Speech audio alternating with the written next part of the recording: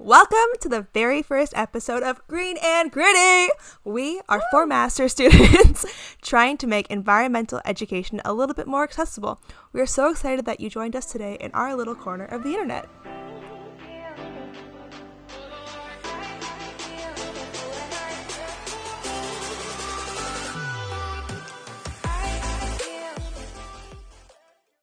So, here's a little lineup what we're starting with today.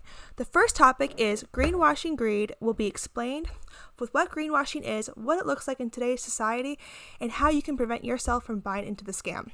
Next up is individuals versus climate change. Which is where we'll talk about where climate solution and blame is placed and whether that is correct. Next will be gatekeeping and being green. This segment will discuss the issues of classism, ableism, and racism in the environmentalist movement, all aspects of it. So, how can we even stop gatekeeping of being green and becoming more inclusive?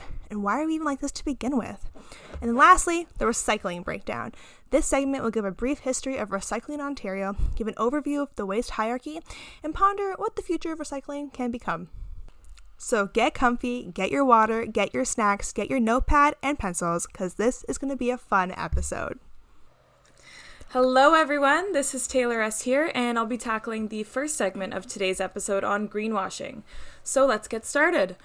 So for those of you who are just entering into the green and sustainability world, first of all, welcome. And second, there's one thing you really have to keep an eye out for in today's world of advertising, which is greenwashing. Greenwashing is basically when companies invest more time and more money on their marketing for their products or their brand as green rather than actually doing the hard work to ensure that it's sustainable. If you want to get technical, Cambridge Dictionary says that greenwashing is designed to, quote, make people believe that your company is doing more to protect the environment than it really is. So, essentially, it's a scam. And it's a pretty dangerous one. It's dangerous because sometimes greenwashing is unintentional. It could just be the result of a lack of knowledge on the topic of sustainability, and it could easily be solved by a quick Google search. But the main issue with all cases of greenwashing is that it doesn't help advance sustainability or circular economy initiatives like it implies it does, which makes it super misleading to consumers. And because of this, environmental issues don't get any better. And consumers who actually care about sustainability and want to support green companies are directed down the wrong path. And what sucks about this is that there's no laws or regulations surrounding greenwashing. Like, it's totally legal and allowable, and so it's really just up to the consumer to do the research on the products that they're buying. Which, I mean, could be pretty hard for some people to do, especially if they're not too familiar with sustainability. It can be quite tough to navigate these types of situations. But before I get into how to spot it and stop greenwashing, I want to give a couple of examples that I think will really emphasize how dangerous greenwashing can be to sustainable development. So I think some pretty common examples of greenwashing are hidden all around us in our daily life, like a bag of chips that has all natural written on it when it's really super unhealthy and not exactly sustainable, or products that use colors of brown and green and blues just to portray like a healthier or sustainable brand. It can be pretty misleading to the average consumer. But in a more extreme case, there was this whole issue with Volkswagen so many years ago. I don't know if you guys know about this or have heard about it. I think Taylor and I have talked about it before in one of our classes. But I haven't heard. No. Okay, so for those who don't know, it was back in the 70s, I think. Volkswagen was involved in a pretty bad greenwashing scandal because they were using something called defeat devices in their vehicles to make the overall performance seem better when the vehicle was being tested. And what Volkswagen's devices were designed to do was detect when the car was undergoing an emissions test. So the device would alter the performance in order to reduce the emissions level and therefore pass the emissions test, even though their vehicles, at the time at least, they were emitting up to 40 times the amount allowed limit for nitrogen oxide pollutants. So moral of the story is that, yeah, it's like very, very big scam here. So moral of the story, small number. Yeah. No. 40 times. Sorry, that didn't sink in. Just, oh, wait, hold up. Okay, I'm sorry, keep going. No, it's a lot to take in, I know. But at the end of the day, Volkswagen was just boasting about their low emissions features of their vehicles and their marketing campaigns and all their advertisements. But in actuality, their vehicles were just horrible for emissions. But because of the devices they installed, they could show quote unquote results of low emissions in their testing processes. I just had a thought. Okay, I'm so sorry to interrupt. No, go ahead. Okay, That's the whole point of this. So I'm assuming Volkswagen was caught, and that's how this came out. Mm-hmm. I'm wondering how much data is inaccurate because of other companies or other emission producing vehicles that like have been using sorry, you said they were called defeat devices? Yeah. And like our actual emission estimates are just inaccurate because of that. Right. Well, there were a lot point. of other auto companies that were using similar devices, not so much to the extreme that Volkswagen was, but it was doing like the sort of quote unquote scamming along the same lines of these Volkswagen's devices. And I'm pretty sure that even though this happened in the 70s, that something similar happened like in the 2010s. I was just about to say that. Because what I'm thinking of is more an individual thing rather than like a company-wide thing, is that you hear all the time about how people somehow fake their e-test in order to get their vehicle on the road because they know it's not going to pass and they don't want a new vehicle, or they really love their vehicle, whatever the situation is. I hear about this all the time, and that's just on an individual level. So if individuals can get away with it, you know what I don't know. You wonder like how far this really goes. Yeah, absolutely. Okay, all the way to the top. 2020. So I just I just looked it up as you were talking, as defeat device. Like I googled recent car emission defeat devices, and the first article that I see is by BBC, by Theo Leggett, and it says lawsuit alleges defeat devices in Nissan petrol cars, and it says up to 1.4 million Renault and Nissan vehicles sold in Britain could be equipped with illegal defeat devices, according to a lawsuit being launched today. So that's June 23rd, 2020. Holy, that's insane. Yep. It's not unheard of. Like, It's these a companies lawsuit, have a so- lot of Yeah. money. They can get away with a lot of things. Right. It's still alleged, I guess. I don't know if that's technically alleged, because apparently both companies are denying the claims, but it's being brought up. So it's still very much a recent issue, and your example is from this. Oh my gosh. Mm-hmm. I'm so stressed. And the kicker, the icing on the cake of this whole Volkswagen thing was that there was a suit brought against them for this defeat devices, and I think they got out of it, like, I think it was the state versus Volkswagen. I could be wrong, but all they got was like $120,000 fine, and that was it. They were just ready to go back on the way. Well, that's the thing. Like, when these companies get away with all these sketchy business ideas and all They they have is continue a to do fine, it's like, oh, that's just Exactly. part of doing business. It's a slap on the wrist. There's no real repercussions being taken so that lessons are learned to stop clearly making negative impact and negative products. I also feel like it's not even just like, oh, it's like a slap on the wrist. They're like, oh, the cost of $120,000 as Exactly, my fine is still cheaper. So in the end, I'm going to choose that. So I think that's really how they see it more than, like, you know what I mean? It's all business, and oh my gosh, I can't even believe it. It's all just getting the lowest cost, most profit. Like, Right. that's Yep. Capitalism. Yeah.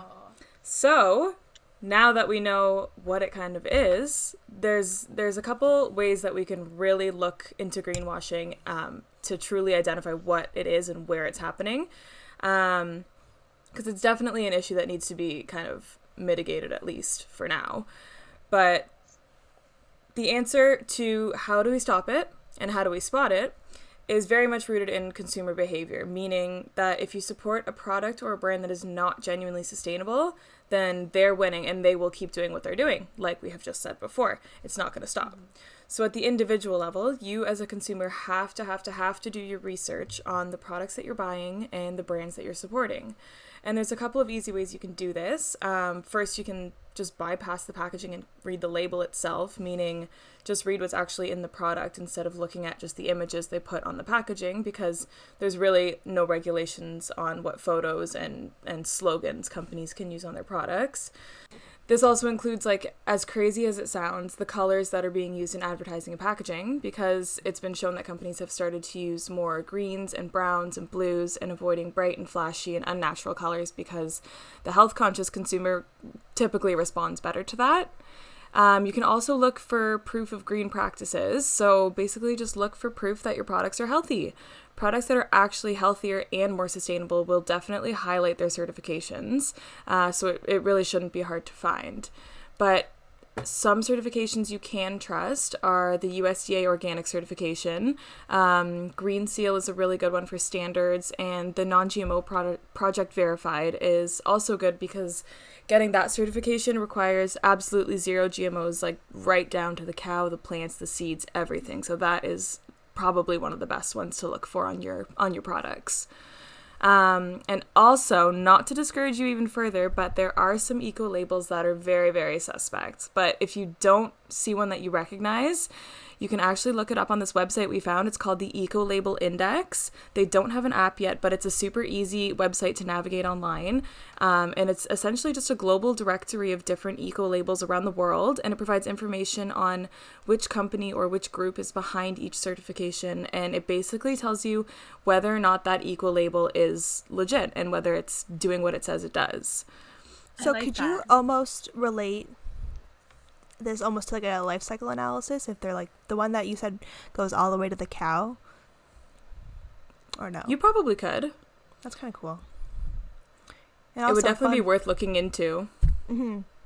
Because it'd be interesting to see how they're doing it, like step by step to see if it's similar to a life cycle analysis. Because I know life cycle analysis, like it depends on who's doing it and what they're looking for and what they're testing. But it's interesting to see like the impact in every single like key touch point of that product's life cycle. That's a good point. Just for those who might not be aware, do you want to just give a quick description as to what a life cycle analysis is? Yeah, so a life cycle analysis is when you have a product or service and you are trying to examine the impact it has throughout its entire life. So from the creation and production of that, so let's go with product. So that creation of that product through the transporting of shipping it to get where it's going to be selling in retail, to then being taken and bought by the consumer back to their house, and then how they dispose of that, however material indicates it should be disposed of, and then how it's then transported from disposal, from like your recycling example, and then to the recycling facility, and then to breaking down those materials and then putting it back into like, we're going to reuse these materials because we're recycling it. And all that material, every single touch point that's like something happens, something changes within that like chain of events, that's measured and impacted within a life cycle analysis. And then you're able to see the true impact that it's having. So you can look specifically at like carbon emission if that's what you're looking for. It can really test anything. It's kind of cool. You did a really good job explaining that. Thank you. I loved it. I think life cycle analysis are really interesting, but they take a lot of time and resources to do. Mm-hmm. So that's why it's tricky and like what the motive is for what you're trying to find out, which is like any kind of study that you have to look out for. But I also, fun fact, want to bring it into my thesis, so we'll see in a year. So stay tuned for further research. Stay tuned. Stay tuned for some publications, eh? I hope so. I mean, it will happen, but I still hope so. So actually, Taylor, the other point I want to comment on is what you were talking about, the packaging and the advertising design decisions, which I think is really cool because there was, it's cool because it's a little sketchy, but it's cool because it's a fine line. But anyways, in undergrad, we had a conversation about these types of things because we were doing a project where we had to design like food packaging, and then it had to be like green, sustainable, all the works, and everyone naturally went to like the natural earthy tones and like the greens. And then one of my professors was like, hey guys, have your attention up here, fun fact, green actually is one of the most unsustainable colors to print with.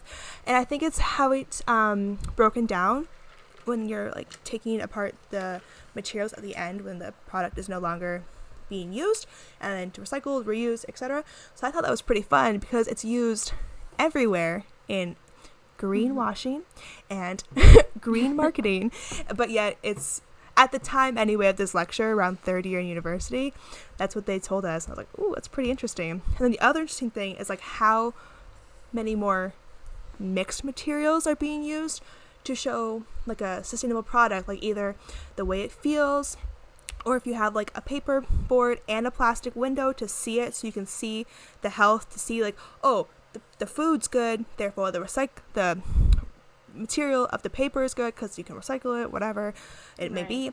Therefore, the company, they're sustainable. And those like jumps can happen because when you come into like a retail or a superstore to see, you only have like few, like 3 max seconds to like really see, because you see colors and then you go, okay, that's what I'm looking for. I'm going to get it because it checks off all these boxes we're just like trained over the years to recognize with marketing.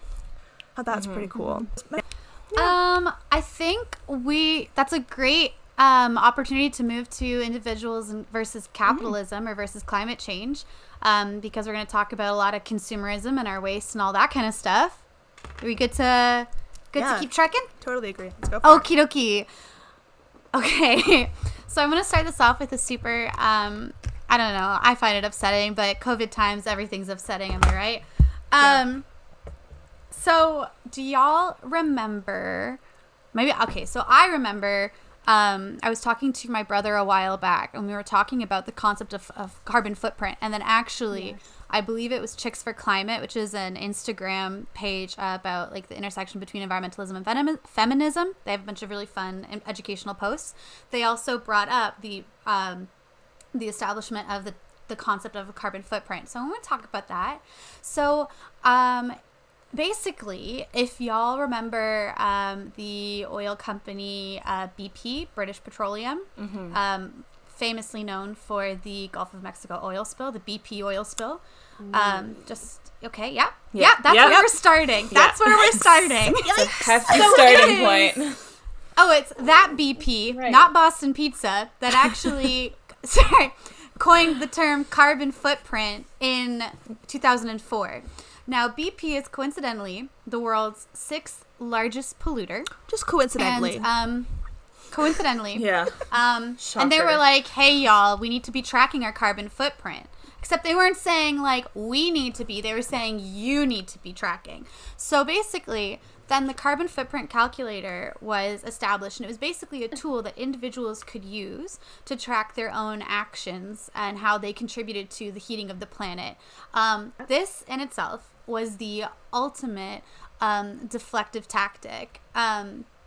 To further stress how just ridiculous this is. So in COVID, is that the right way to say? During our COVID times that we existed. During COVID times, when supposedly all of us are indoors and we're reducing our carbon footprints, overall emissions have actually only dropped approximately 8%. So shocking. Something's not adding up. No. Because if we're doing what we're doing, but emissions only dropped 8%, like, something's not right here.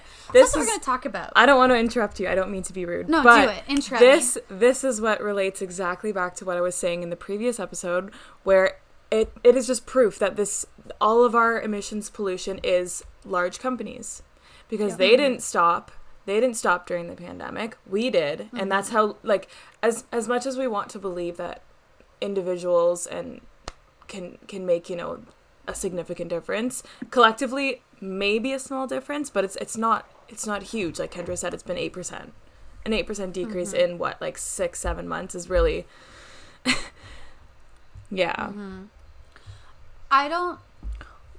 And to be fair, I don't know when the 8% was calculated. I don't have a date if that was like last week. So I don't know if it was the full like 6 or 7 months, if it was 3 months. Regardless, that's still not a huge number. No. Sorry, Taylor, you're going to say something. I was just going to say that. Oh, what's Taylor? I know, this is so... Oh, sorry. Taylor, you go. No, I was just going to reiterate that, like, it just is really hard, solid proof that it's more so on the large bodies than it is on the individuals. Yeah. But I just wanted to say that it'd be interesting to see what, like, big companies did slow down or stop and what ones didn't. Because I know that in the beginning, when all the quarantine restrictions really started around the world, a lot of panic buying happened. So I wonder if we also had to increase production on different materials, and that also didn't really help slow down emissions too. But also it doesn't, you know, and it doesn't take away that the number is so small, because the reaction of not using traditional like emission outputting items isn't really the same everywhere. Like not everyone's quarantining, not everyone's like isolating and staying home, but so that could also maybe have a difference too. Maybe, I don't know. It'd be interesting to see like just what that 8% and then the other 92% would have been made it out of. So no, that's a good point. So I'm just gonna go into it.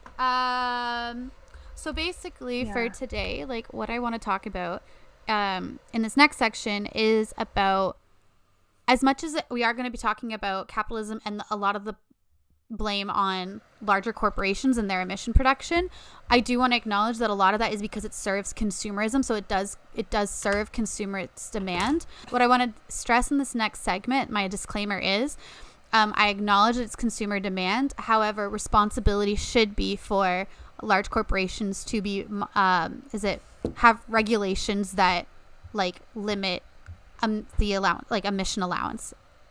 So we're going to go into it now, but that's just my disclaimer. Trust, I do acknowledge the importance of consumer demand. So here we go. We're going to add a little bit of political theory. We're going to get a little philosophical up in here, and it's going to be great. It's going to be so fun. So it's going to be great, and you're going to love it. You're going to have a good time, and I promise. If you're not highlighting very aggressively right now in your notebooks, I don't know what's wrong. You're going to need at least 2 different colored pens to emphasize points. A black pen, a blue pen, an orange highlighter, yellow header. Let's go.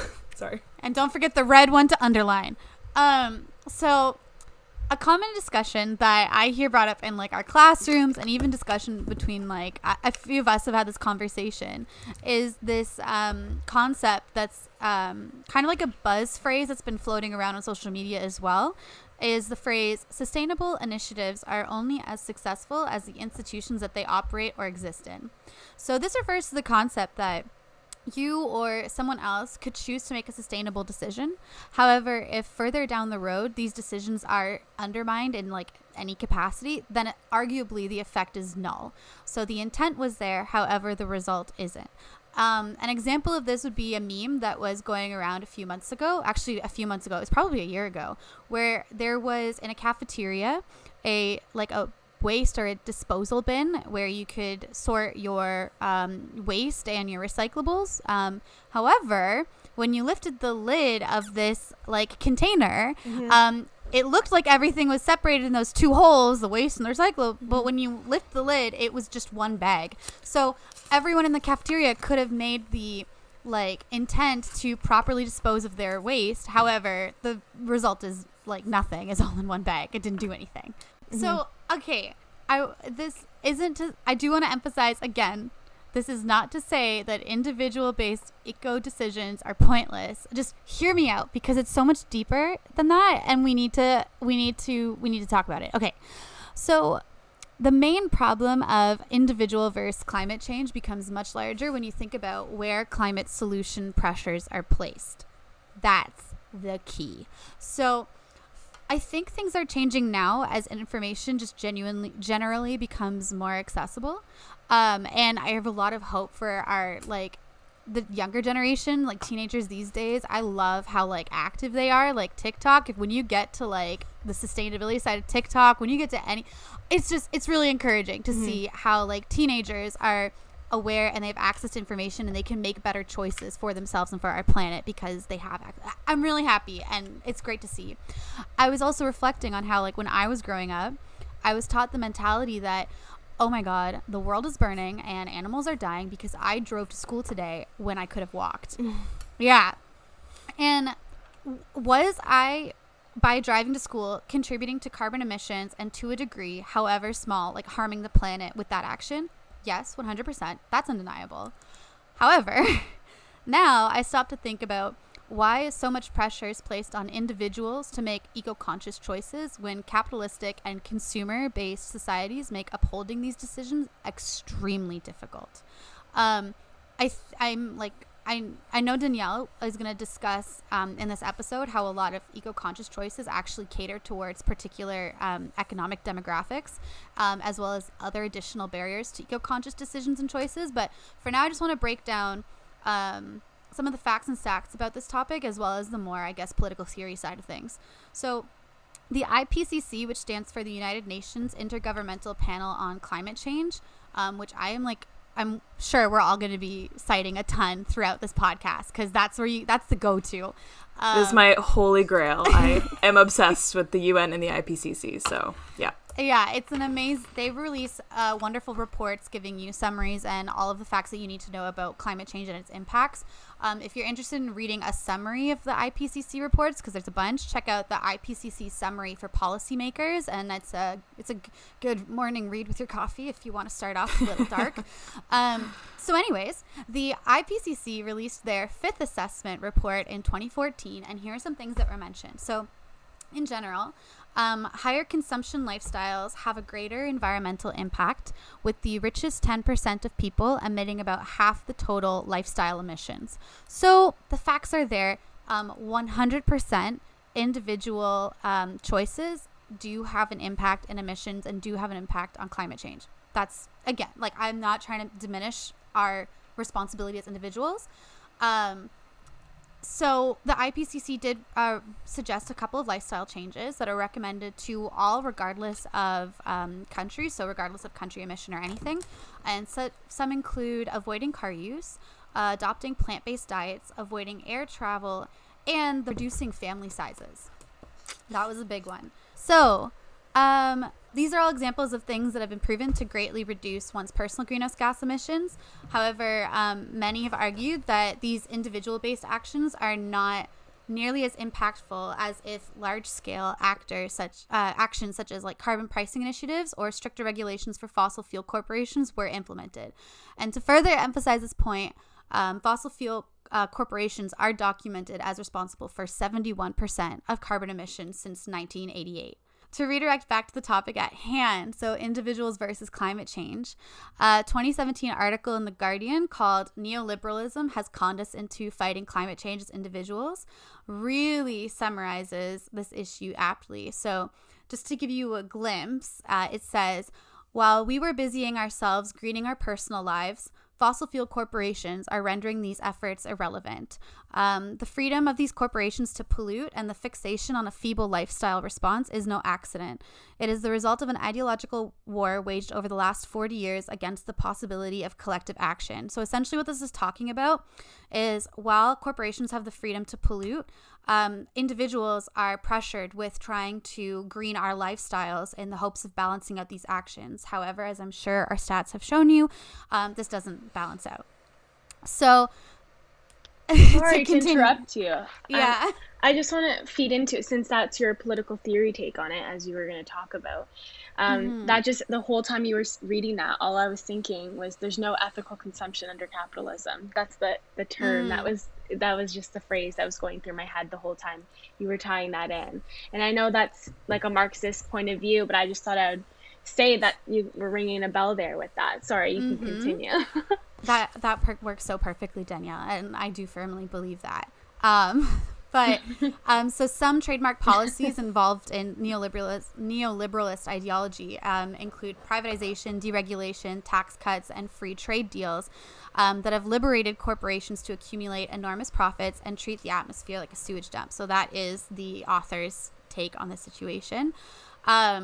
So I think another key point to consider that was also discussed in some of these articles was that prior to the establishment of neoliberal ideology, is that capitalist societies have really thrived on the concept of people believing that being impacted by structural problems such as poverty, joblessness, poor health, lack of fulfillment within what really could be considered an exploitative system are personal deficiencies.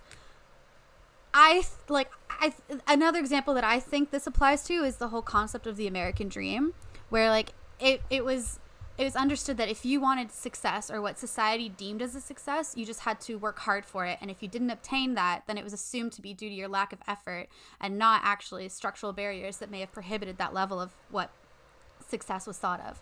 So it does often feel as though the pressure on individuals in terms of maintaining environmental integrity is like, oh, well, I didn't buy enough metal straws or enough beeswax wraps early on enough, and that's why we're in a climate crisis. But it doesn't balance out that way.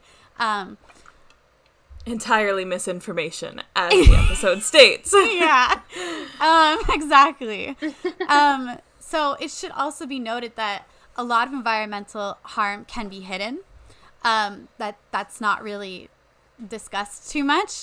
For example, the minerals and metals needed for your cell phone, your laptop, or whatever you're listening to this on, most likely were mined in a manner that posed harm. So whether it be on the communities where the mine resides or just on the basic principle that a lot of resource extraction is unsustainable, 100% our choices do have an impact. You can vote with your dollar and you can demand change. However, it's really not enough for us to be like, okay, well, I'll keep this phone as long as possible and then dispose of it properly when the time comes. We should also address the roots of these issues and demand better practices from these corporations. I know Danielle will go further on to talk about, like, not everyone can afford electric vehicles, and if public transportation is inadequate, or if you live in a rural society, a personal vehicle, it could be a necessity to life. So some of these options that are recommended to us for personal reduction of emissions aren't even possible for some people. So while, yes, 100%, there are many ways individuals can work towards obtaining environmental sustainability in our personal lives, we cannot ignore that structures sometimes, maybe all the time, limit our full potential. So I think the main takeaway, the main misinformation, misrepresentation that I have from this is really that it cannot be individual versus climate change. I don't think it can be a versus discussion, period. I don't mean to be sappy, but it really should be all of us showing up for our little planet and doing what it takes to make sustainable change. But like, I do firmly believe like individual action is not enough and it will never be enough. So again, 100% vote with your dollar, support ethical and sustainable companies and initiatives. But our structures do need to be reevaluated to assess if they actually permit real sustainable action at all.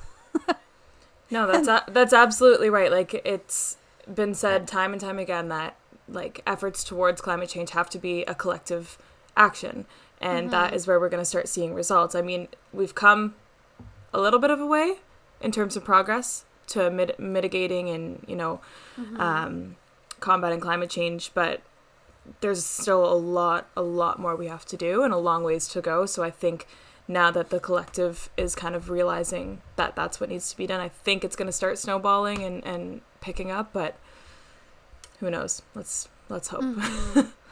Yeah, I like what you said about the public transportation, Kendra, because I know this is going to feed into my part now, which kind of works out because I'm next. But I didn't realize, so like I live in the suburbs. I grew up in the suburbs, and I always wondered why isn't public transit available here? Like, even if you like are privileged enough to have a car, if you're not, like, why can't I use public transit to get around? And as I developed more into the urban planning, I realized that the suburbs are literally built to prevent public transit. They're built to be impermeable, which is a quote from actually my advisor. She said the suburbs are literally built to be impermeable. They're built to be protected. And this is all the way the developers have created it to be. So how do we fight that? How do we fight something that's built in like that, like you were saying? So I think that's a good point. That's so interesting. You said they're impermeable. They're built to be protected. And my first thought is, protected from what? Exactly. Like, what are we? I feel like it's a very big like wealth thing. Like, even you could argue a race thing. It's like built to protect from certain groups of people, right? And I think that's another problem, right? The stigma around public transit, the stigma, like if you own a car, it's already a different stigma, right? So I think it's also a problem of how things are perceived and how things are played out to like what's good and what's bad. So that's kind of feeds really well into my segment. Kendra, if you're good or if you have anything more you want to end take with. it away. No. My segment is called the gatekeeping of being green. And I'm sure lots of people have heard this term gatekeeping. I feel like that's like a new buzzword, but I just wanted to define it super quickly. So when I Google it, this is what comes up: the activity of controlling and usually limiting general access to something. So for in terms of this, it's being green, being sustainable, and how this works for certain groups of people. Kendra kind of gave a glimpse into what I wanted to talk about. So my main point from this is that there's a serious classist problem within the environmentalist movement.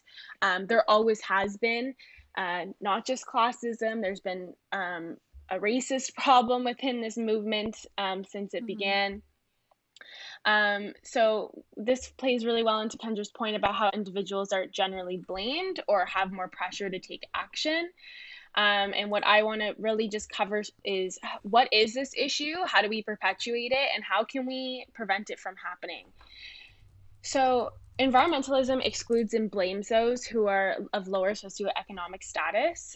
Specifically, a lot of times people who can make individual change are oftentimes those who have more wealth and more resources, and more time. So if you have more financial freedom, that's usually when you have more time. So we already have an issue just in how we can make those individual changes. And then we also tend to blame those who cannot make those changes. So I'm going to give another example. So this is more of like a media, how does the media see things? So we also hear of crises all the time, such as the California fires and the Australia wildfires. Rightfully so. These are terrible things that happen to our environment and hurt many, many people. But my issue is, how come we don't hear about the water crisis that it's still continually happening in Flint, Michigan, right? Like, why do we not hear about how a lot of Indigenous people in Canada on their own land are not given access to fresh water? They have inflated food prices. Like, why is this something that's not discussed as much or trying to be solved as much, right? We see so many money thrown towards other causes, which I love. I think that's amazing. But I don't really see the equality. And it's oftentimes, it's certain groups that often benefit from being helped out. So, and like certain groups benefit from just like sweeping this under the rug for us not knowing, unless we actively go out and search this information. Right. You're exactly right, because if people don't really make that effort, which is hard to do, it's hard to access certain types of information, how are we supposed to know? How are we supposed to make a change? And I feel like we're in a really good climate right now where people being more aware of what's going on, and people are sharing resources a lot more often, which is awesome. And I think this podcast is like a great example of that, because like, this is a whole thing about making information accessible and having people just like us learn more about the ideas. So I would say, for my issue, I wanted to discuss how we can make a change. I think the number one thing is just being more aware. Us knowing and sharing information, I think, makes a huge difference. We can see the power of our words just within the past few months with the Black Lives Matter movement, and how changes can be made like that. Because like we said, not everyone has a dollar to contribute. So I think that's really important. So I'm just going to quickly discuss two terms that may come up if you ever were to discuss this further or do your own research on it. That is climate justice and environmental racism. So a good example, which is not a good example, a bad thing, example of this is how climate disasters significantly affect those of lower income and people of color more than any other group in the world. So higher rates of pollution, disaster, and accessibility, opportunity to invest always happen in specific areas where you have lower socioeconomic status. And the effects of climate change, like I said, significantly and disproportionately affect these vulnerable groups, such as those experiencing homelessness, like I said, lower socioeconomic status, and they're less able to deal with extreme heat, cold, drought, flooding, any other type of disaster. Despite some efforts to incorporate justice in climate adaptation and mitigation processes, there are many deficiencies that actually perpetuate these inequities for vulnerable groups. So climate justice in itself is an umbrella term. It refers to the effects of climate change on these groups and how it affects these groups. The practice of climate justice looks beyond climate change as more than an environmental problem, but an ethical, political problem, and how we can move beyond just seeing the environment and human rights and social justice as separate, but they're actually inherently linked. So that's just like my key terms that I think are super important to know if you ever were to look further or just to understand this further. And I think we're in an age where, like I said, although we are spreading the word and making a difference in that sort, we're also doing a lot of performative activism. So I think we need to look for further than the buzzwords on things. And yeah, Kendra, sorry. Yeah, sorry, I just wanted to, you bring up a really good point, is to look out for those things, but also like to also take note that a lot of environmental research did not include those things. And so like when you're looking through stuff, like be critical. And like now that you know these terms, because Danielle explained them really well, and now that you're aware that like this is something you need to be looking out for, and these are connections that really need to be acknowledged. That when you're doing your own investigating or when you're doing your own background research, is be very critical of, you know, the reports that you're reading, and like who wrote them and who is paying for them, and did they take these things into consideration? And if not, like, then you need to really take what they're saying with a grain of salt, because it's not reflective of the entire picture. I'm so happy you said that. That's like so spot on, because it's hard to see and read environmental information or like even taking part in certain advocacy with it and signing certain petitions, because it's like, why is everyone in this movement of a certain race, class, like why is it like this? Like, why are we gatekeeping? Why are we preventing certain groups from taking part in this and including them in our activism, right? That's the biggest issue I think I have with it. I think we talked about it a little bit before and like in our own discussions, but also just how environmentalism, like the actual movement itself, is a privilege. Like people have to be able to check off all of their other boxes of survival before they can take the time to then think about bettering the environment and sustainability. Like you have to make sure that you have a roof over your head, you have food to eat, your family is taken care of, you feel safe, whatever other necessities that come in life for you, there's like that one hierarchy of needs, you know, spirituality, all of that other stuff. And if you have those boxes checked, then oftentimes people have time to worry about environmentalism and sustainability. Then also including the economic barriers that you're talking about as just everything else. It is a privilege to be able to do this kind of stuff. Exactly. Yeah. You're exactly right. It absolutely is. Yeah. That was said beautifully. Yeah, that was. Thank you. Yeah. Because the word of survival is so spot on, because if you're worrying about surviving, that's always going to come first. And I think privilege, again, can be seen as a buzzword, but it fits so perfectly in what you said and what I was trying to explain. I think that like fits well.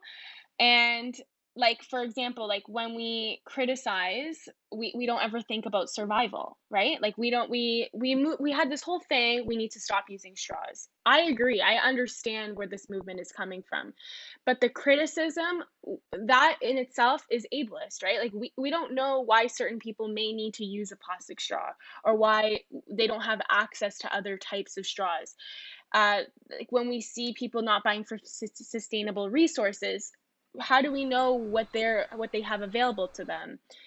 And I think there's so many issues in the criticism of not taking part, but we don't see further, like you said. Yeah, but I just wanted to end off by saying, giving you guys a resource, because I know I talked about climate justice and environmental racism, and kind of doing your own research and going further in that. If you would like to, like a really good one, a New York Times journalist, I don't want to butcher the name of this writer. If you Google read up on the links between racism and the environment, there are so many great big ideas for like beginners in the topic that will just make you, again, more aware, which was my end goal of this. Like, I feel like if we can stop perpetuating it, it would be just by having some more information on it. And like Kendra said, although individualism through change is a little bit difficult, we can make change. So I think if we just know a little bit more, that would be helpful. So that's all me.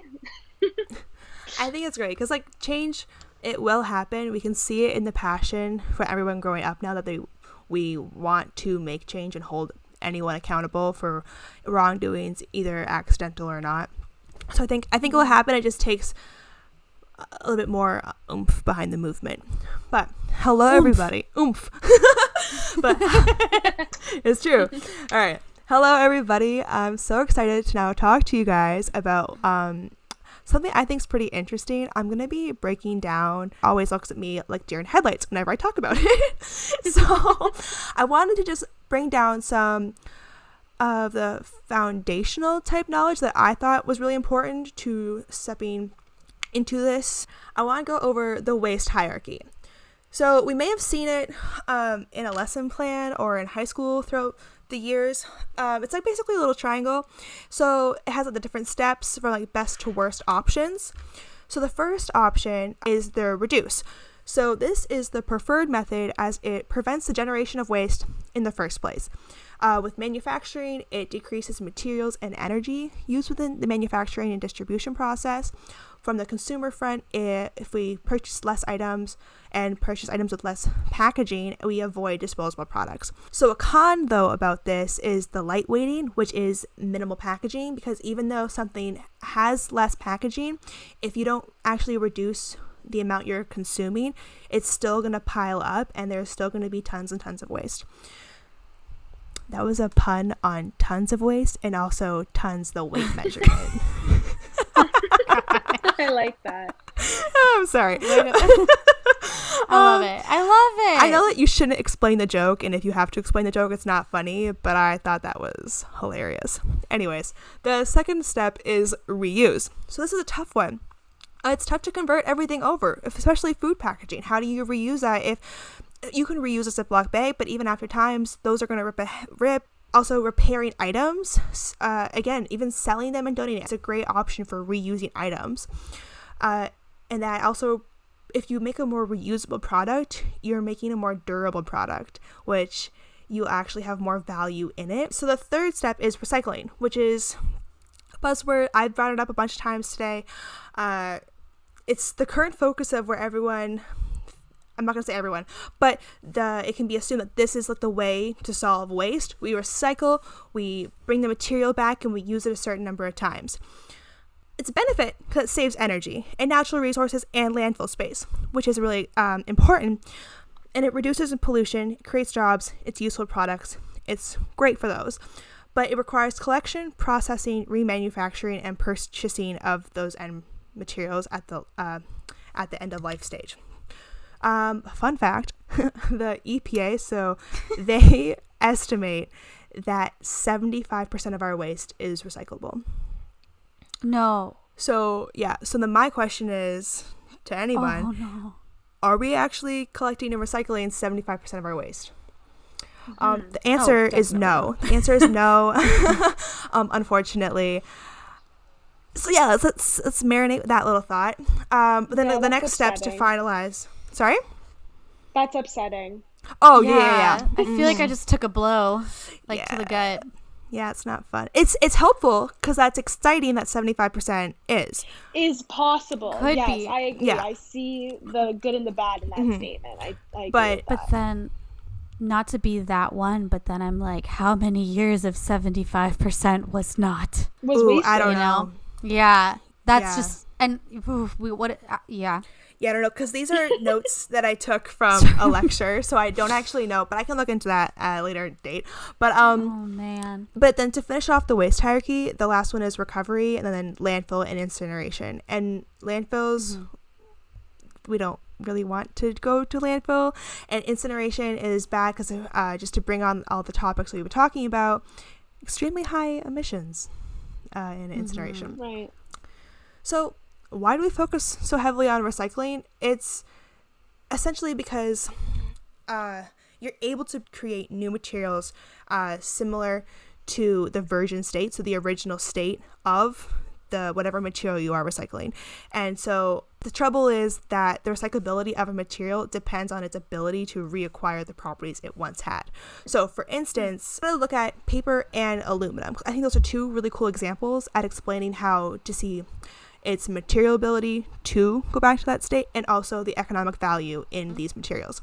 So with aluminum, there are a lot of physical characteristics with it that allow it to be used in a bunch of different states, and it's able to be recycled an infinite number of times. Usually we see it remanufactured into cans. So that's the reason why it has such a high economic, because people want it to make it and to collect it, because they know that it will go back to that virgin state and still be safe and still protect the product inside the packaging. So it's great. But the only con, if you will, about it being so economically valuable is that not a lot of it will end up in the blue box. Because if you ever notice, on recycling days, people will go by on bikes, carts, what have you, or even cars if they're just driving by, and they'll take the aluminum, they'll take the cans, because they know that if they bring those to a depot, like a recycling depot, that they can get a decent profit back, and they can make a few dollars. But it's not great, because then our recycling feed isn't as stocked as it could be with the aluminum. Another example is the paper example I want to talk about. So, according to the Paper Packaging Canada group, the majority of Canadians can now recycle paper products, which is great because paper products are used in a bunch of different ways in every product we kind of deal with daily or weekly, I would say. So the ability to recycle all types of paper products have enabled Canadians to manufacture boxes made from 100% recycled content. So that's great. Because it means that is great. Yeah, because it means that we have this ability, as long as you are able to recycle that, if your city has the infrastructure to do it, and then the boxes are holding up the same strength and protection as like the virgin material would be. So that's really exciting, because paper, like sheet paper, and what we were learning in undergrad is that it can only be recycled and remanufactured 7 times before the paper is just, the material is just discolored, like, way too discolored that people wouldn't want. They want that pristine white, like printer paper, for this example. And because if you ever notice, like, newspaper has that different tint, so the recycled paper also has like a different tint over time. And then paper has different grains, so they have a long grain and a short grain, and when that gets all mixed up and put back into the batch, the grains are going to get smaller and smaller, and the paper is going to get weaker, so it'll just rip easier. So it's not good after the 7 times. So aluminum can be recycled infinitely, paper 7 times. So that's where the problem with recycling is. Lastly, on this example, the PPEC states that in 2015, the national recovery of old corrugated boxes for recycling was an estimated 85%, and one blue box program reached 98%. Well, that's great. That's a celebratory. Yay. However, most still ends up in the landfill, which is the last step in the waste management hierarchy. So why is this happening? Why, if we're putting so much emphasis on recycling, why is it all ending up in the landfill? So it's unfortunate, because I bring up these examples because it's not facts that people really know about, these 2 material examples. And these materials are used in the majority of our packages that we interact with daily. And of course, plastic, so PET is also used, but that's a whole different fun conversation that we can have later, because I don't want to overbear with facts. But I want to talk about Stewardship Ontario. They created a really, really pretty slide deck that illustrates the history of this the Blue Box program. So I took some few facts that I thought, when I was reading it, should be known, because we don't talk about this, and no one knows that Ontario is the birthplace of the Blue Box. So in 1981, Kitchener was the city to bring curbside recycling to life. Not only was Kitchener the birthplace of it, but over the 1960s and 70s, Ontario University students, I believe it was the University of Toronto students, really pushed the way forward for innovation. This time was also used to establish end markets for recycled materials. So specifically, different groups such as the Recycling Council of Ontario really emerged and pushed through with this. So then in 1994, 94% of Ontario households had access to recycling programs. So you can see there's a lot of movement and improvement for having 94. Yeah, that's big. That's only a few years before us. Oh, sorry, I meant 94%. Oh. But But even still. That's awesome. Anyways, industries are supporting of this program. So I want to just highlight a few industries. The Canadian Newspaper Association, the Recycling Council of Ontario, as I mentioned, and then the corporations in support of recycling, which includes the Canadian Soft Drink Association, Food and Consumer Products Manufacturers of Canada. Now, fast forward to 2011, the blue box reaches 95% of the 13 million people living in Ontario. So 75% of those Ontario residents say they consider the blue box their primary environmental effort. So that's great because they feel like they're helping and they're doing their duty, if you will, in helping to make sure that materials are collected and sent back and not just put to landfill. The new era of recycling, as I just mentioned, briefly mentioned, it's changed a lot from the newspaper days. Like the physical newspaper days, I'll say that. So there's more emphasis on plastics. So increase in diversion with lightweighting materials has increased, but it also to make less materials end up in landfill, but it's still challenging because even though you have less material in like a single product, you still have the same amount of products being purchased, and therefore you still have a lot of waste in those materials. So to simplify that, Canada only recycles 9% of its plastics. 9? Mm-hmm. That's pathetic. Yeah. So that was... that is... Yeah. Yeah. We were doing so well. I know. I had so many fun facts, and now they're just sad facts. So, It's okay. But we'll be fine. We're going to be okay. But so this stat was published in a 2016 report that was published by Deloitte for the Environment and Climate Change Canada. So they stated that even with all the recycling programs in place for residents, 3.2 million metric tons of plastic ended up as garbage. Yikes. Breaking down this further, 86% landed in landfill and 4% went to incinerations. And to top it all off, the cherry on top of the cake of this fact, 1%, so 29,000 metric tons, ended up as litter containing lakes and oceans. Oh my god. Yes. So there is definitely work to be done. So that's terrifying that 1% is 29,000 metric tons. Mm-hmm. 1%. So 4% incinerating is massive. Mm-hmm. Yep. Mm-hmm. Oh, I'm really sweating. No, my palms are sweating. Knees weak. But I have some uplifting. I give you fun facts. Yeah, let's get to the uplifting stuff then. I'm getting there. It just takes time. For real, end it. No. Oh my god. I just want to tell the story, and I'm trying to make sure that I'm telling it the best way I can. But so you're a great storyteller. Thank you. You really are. Okay, so the new proposed plan in Ontario is to essentially standardize the blue box. So the government of Ontario says this is to make it easier for Ontarians to understand what is and is not recyclable. So this plan is underway, and according to the Environmental Defense, the changes should be announced in 2023. We should definitely all be staying on top of that because it was my understanding that there was supposed to be some announcements this summer and that there's been some bumps in the road with that. But there has been a growing emphasis to bring extended producer responsibility to a maximum, meaning that all producers of the materials collected in the blue box are going to be the ones responsible for funding the program. And the reason why we want to switch to the EPR is for a few reasons, but the one is that there's a challenge from the financial toll of funding this program. Right now, it's like a mixture of taxpayers and the producers, but the goal of putting it on the producers is like an incentive, like, hey, your product is going to end up in this blue box.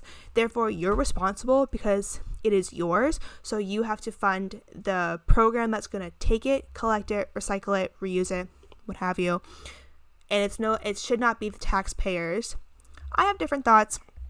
I'll get into this later because that's a really big topic to break down. But I mean, regardless, the whole reason why it's tough to fund is because there's the diversion rates are not high enough to justify it, I guess. And since the majority of materials are still ending up in landfills, so taxpayers don't want to pay for the program that's not working. So with all this said, there's some things to consider. Will this new blue box plan make recycling less complicated and more efficient if we standardize? Oh, I don't know, because there's different like people in state. There's different items to think about, and there's different people involved that these materials people might think are recyclable, but then say like a can, like we already have, so if a soda can is recycled, they're going to assume that, say, a beer can be recycled. But the beer store already has their very well established bring back program. So is that gonna hurt or help? And so I'm curious to see how that's gonna play out with this new plan. But we'll see. So and also, why did Canada go from being such a great leader with recycling to being one of the high-risk countries with an escalating waste crisis?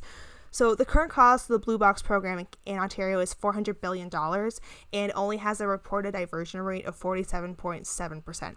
Why are we unable to capture these materials? Is it a lack of end market, a lack of opportunity, a lack of incentive, a lack of actual recycling infrastructure? Like, these are things we all have to consider, especially when waste is a $2 billion resource in Ontario. So how do we educate an entire population with different habits and perceptions on environmental impacts to make a change? Also, everything I touched upon today focused mainly on residential areas and residential habits. I will be talking about the industrial and commercial sector, so the IC and I sectors, in a later episode to discuss this. I just want to talk about what the assumptions we may have currently and how it's more complicated than it really seems, and this is just like the tip of the iceberg. So I hope that was enjoyable, that it was a digestible topic, and that we enjoyed it for as much as we can enjoy. Oh, absolutely. I would love a whole section on how to properly recycle by Taylor. I'll bring it. Just like, a spotlight show. What do we do? I'll do it. Yeah, seriously, because I also feel like people not knowing what to do deters people, right? Oh, I don't know if I'm supposed to rinse it. I don't know if I'm supposed to. Doesn't matter. I'm just gonna throw it. It will all end up here anyway. No, totally. Right. I've heard that in argument. the same place. For Anyways, sure, yeah. Right. I deter, but I would love a section on that one time. Just throwing it out there while it's open. One day for sure. All right, well, that was kind of some heavy topics, and I know it might be a little bit gloomy to listen to as a very first intro episode, but I promise there is more positivity to come. We hope you guys all learned something. Feel free to leave comments or slide into our DMs if you have any questions or any ideas on topics you want us to discuss in the future. Now, this is Green and Gritty signing out. Bye. Bye.